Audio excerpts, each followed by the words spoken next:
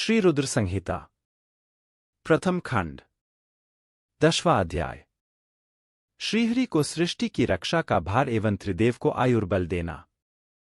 परमेश्वर शिव बोले, हे उत्तम व्रत का पालन करने वाले विष्णु, तुम सर्वदा सब लोकों में पूजनीय और मान्य होगे।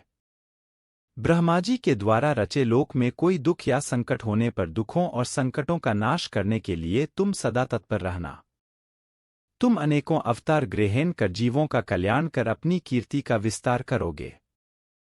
मैं तुम्हारे कार्यों में तुम्हारी सहायता करूंगा और तुम्हारे शत्रुओं का नाश करूंगा। तुम में और रुद्र में कोई अंतर नहीं है, तुम एक दूसरे के पूरक हो। जो मनुष्य रुद्र का भक्त होकर तुम्हारी निंदा करेगा, उसका पुण्य नष्ट हो जाएगा और उसे नरक भोगना पड़ेगा। मनुष्यों को तुम भोग और मोक्ष प्रदान करने वाले और उनके परम पूज्य देव होकर उनका निग्रह, अनुग्रह आदि करोगे। ऐसा कहकर भगवान शिव ने मेरा हाथ विष्णुजी के हाथ में देकर कहा, तुम संकट के समय सदा इनकी सहायता करना तथा सभी को भोग और मोक्ष प्रदान करना तथा सभी मनुष्यों की कामनाओं को पूरा करना।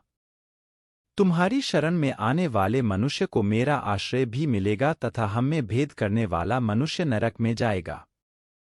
ब्रह्माजी कहते हैं, देवर्षि नारद, भगवान शिव का यह वचन सुनकर मैंने और भगवान विष्णु ने महादेव जी को प्रणाम कर धीरे से कहा, हे करुणानिधि भगवान शंकर, मैं आपकी आज्ञा मानकर सब कार्य करूंगा।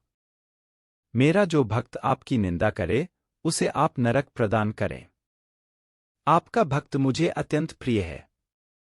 महादेव जी बोले, अब ब्रह्मा, विष्णु और रुद्र के आयुर्बल को सुनो। 4000 युग का ब्रह्मा का एक दिन होता है और 4000 युग की एक रात होती है। 30 दिन का एक महीना और 12 महीनों का एक वर्ष होता है।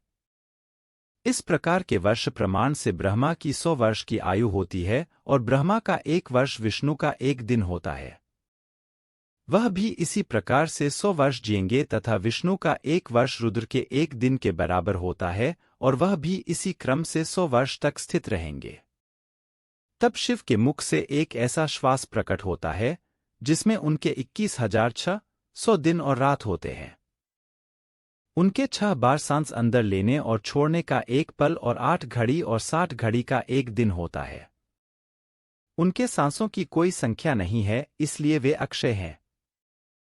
आथ तुम मेरी आज्ञा से सृष्टि का निर्माण करो। उनके वचनों को सुनकर विष्णुजी ने उन्हें प्रणाम करते हुए कहा कि आपकी आज्ञा मेरे लिए शिरोधार्य है। यह सुनकर भगवान शिव ने उन्हें आशीर्वाद दिया और अंतर्धान हो गए। उसी समय से लिंग पूजा आरंभ हो गई।